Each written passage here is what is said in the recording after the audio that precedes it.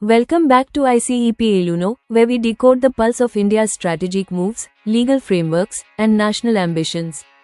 Today, we bring you a story not just of steel and fire, but of vision, resilience, and sovereignty. As tensions simmer on the India-Pakistan border, India just lit up its defense preparedness with a major move, the inauguration of the BrahMos missile integration and testing facility in Lucknow, Uttar Pradesh. On the 11th of May 2025, Defence Minister Rajnath Singh virtually inaugurated this game-changing facility, a jewel in India's growing defence industrial corridor. But this isn't just another factory, this is where India will now produce 80 to 100 supersonic cruise missiles every single year, and not just any missile, but the iconic BrahMos. The BrahMos legacy. Let's rewind for a moment. BrahMos is not merely a missile. It's the world's fastest supersonic cruise missile. Developed jointly by India's DRDO and Russia's NPO. Machino-Stroyenier, it's a testament to India's growing prowess in high-tech military systems. The name BrahMos itself is a blend of two rivers, the Brahmaputra and the Moskva. With a top speed of Mach 2.8 and a range between 290 and 400 kilometers, this missile can be launched from land, sea, or air. It uses a fire and forget guidance system, meaning it doesn't need further input once launched. Precision, speed, and destruction. BrahMos is the complete package. Why Lucknow? The strategic choice. The question many ask, why Lucknow? It's part of a grand vision. In 2018, Prime Minister Narendra Modi launched the Defence Industrial Corridor project to boost indigenous defence manufacturing. Uttar Pradesh, the heartland of India, was chosen as one of the states to host this ambitious corridor, alongside Tamil Nadu. Lucknow is one of the 6 nodal points in the UP Defence Corridor, along with Kanpur, Aligarh, Agra, Jhansi, and Chitrakoot. And now, Lucknow hosts the crown jewel, the BrahMos Integration and Testing Facility. Built over 80 hectares of land provided free of cost by the UP government and constructed at a cost of 300 crore rupees, this plant will fuel India's strike capabilities for decades. What the facility will do? This new unit isn't just about assembling parts. It will carry out integration, final testing, and system readiness validation for the BrahMos missiles. But here's the big reveal, the next generation BrahMos is also part of the roadmap. Concept art of next-gen BrahMos missile. India plans to produce 100 to 150 next-gen BrahMos missiles annually. These will be lighter, faster, and deadlier. The upgraded version will weigh 1,290 kilograms, nearly half the weight of the original BrahMos, which weighs 2,900 kilograms.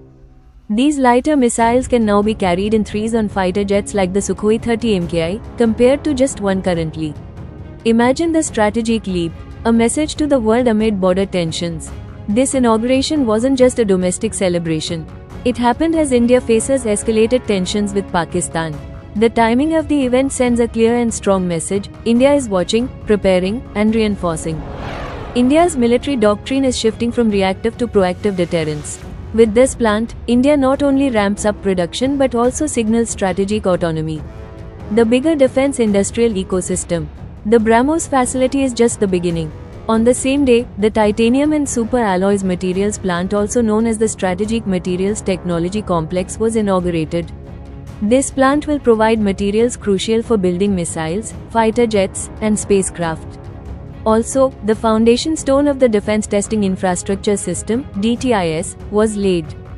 DTIS will be the certification hub for defense equipment, ensuring India can test, refine, and approve its arsenal without dependence.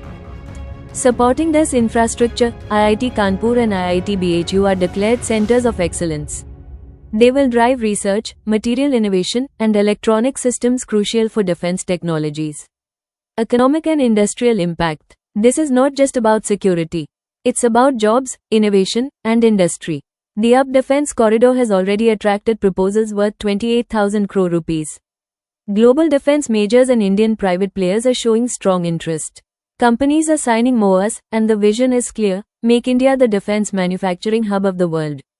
This means thousands of jobs for engineers, technicians, and support staff. It means a strong push to make in India, not just in words but in war-ready reality. BrahMos and strategic diplomacy. The BrahMos missile has become a tool of strategic diplomacy. India is in advanced talks to export BrahMos to countries like the Philippines, Vietnam, and UAE. The export potential is enormous. The missile offers smaller nations an affordable and credible deterrent against aggression. With Lucknow now becoming a production center, India can meet international demand faster and more efficiently. The Path Ahead Vision 2047. ISRO Chairman V. Narayanan recently said something powerful at a different event. By the 100th year of India's independence, we will be leaders in every field. The same applies to defense. By 2047, India aims not just to secure its borders but to become a global provider of strategic security technologies. Facilities like the BrahMos plant in Lucknow are the stepping stones. A nation ready. So, what does this inauguration really mean? It means that India is not waiting to be attacked. India is preparing. It means that India is building its future, missile by missile, factory by factory.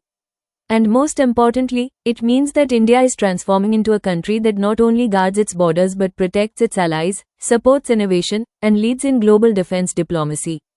Thank you for watching ICEP Eluno. Don't forget to like, share, and subscribe as we continue bringing you deep analysis on India's journey of strength, sovereignty, and strategic supremacy. Until next time, stay informed, stay empowered.